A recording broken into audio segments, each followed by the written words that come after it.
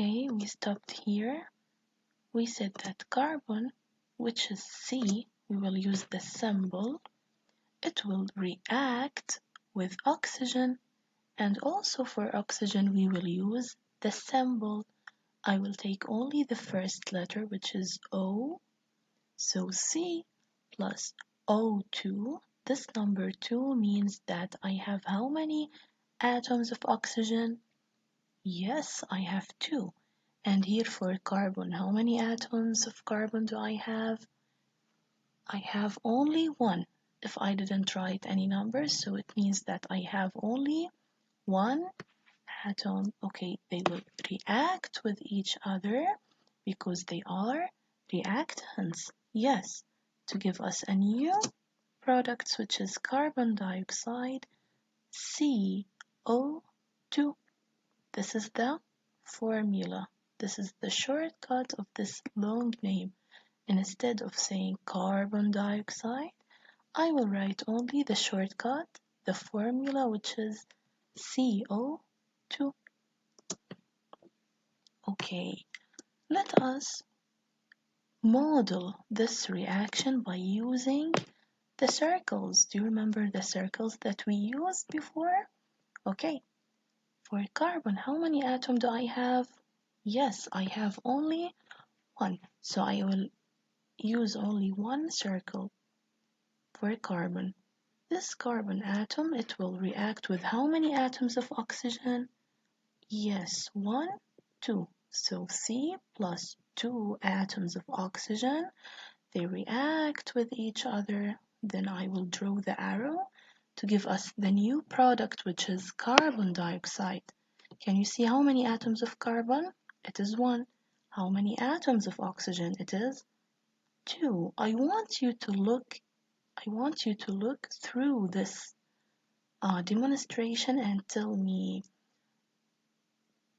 is the number of atom equal? Is it the same for carbon?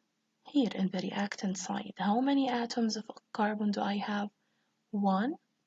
And how many atoms of carbon in the product side do I have? Also 1. Okay, let's see oxygen atoms. How many atoms of oxygen do I have in the reactant side? 2 atoms, very good. And how many atoms in the product side? Also 2. Okay, so they are equal. They are the same. What do we call this? Yes, very good, students. We call this the law of conservation of mass. What is the meaning of law of conservation of mass? Okay, it means that the total mass of the reactants must equal the total mass of the product. What does that mean? For example, I have 5 grams of oxygen in the reactant side. What is the mass of oxygen do I have in the product side? It must be 5 grams. So the mass of the reactants must be equal to the mass of the products. So no mass is lost, no mass is gained. I started with 5 grams, so I will end up with 5 grams. No more, no less. The mass remains constant. The mass remains the same.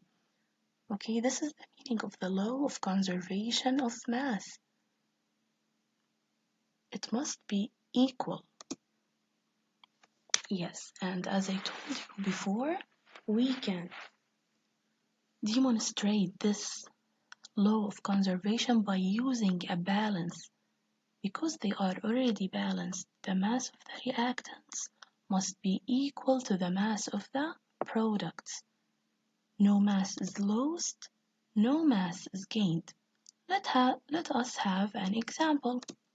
Okay, for example, we have a chemical equation. What is this? This is a chemical equation.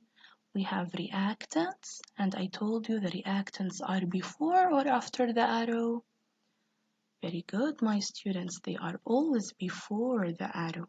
So reactants are oxygen reacted plus with hydrogen to give us what? To give us a new product.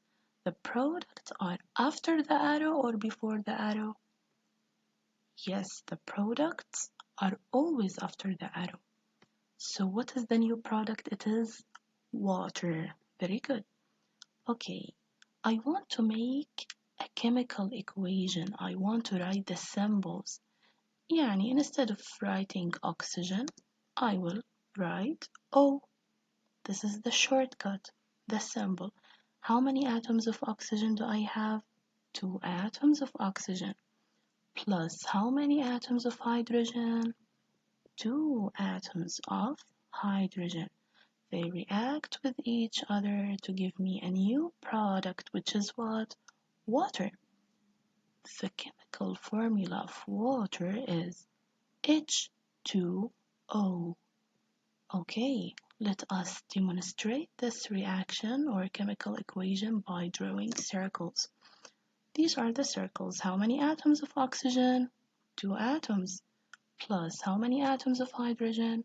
2 atoms. Very good. They react with each other to give us how many atoms of oxygen? 1. And how many atoms of hydrogen? 2. Okay, my dear students, I want you to think a little bit and answer this question. Do you think that this chemical equation apply the law of conservation of mass? We said that the law of conservation of mass, the mass of the reactant side, must be equal to the mass of the product side. Are they equal? Excellent, they are not equal. Very good. Because in the reactants, I had 2 atoms of oxygen, and here I have 1. Okay, how about hydrogen? Okay, no problem with hydrogen. It's already balanced. 2 hydrogen, 2 hydrogen. But the problem here is with oxygen. So this chemical equation does not apply the law of conservation of mass. Okay, what should we do? We should make balance. We should make balancing. Okay, do you remember I told you that you can make a table with 2 columns? The first column is for reactants. What are the elements that you have here? Oxygen and hydrogen. How many atoms of oxygen in the reactant side? 2. How many atoms of hydrogen in the reactant side? Also 2. Let's see the product side.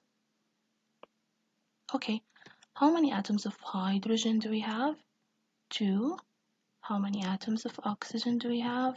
1. There is no number, so it is 1.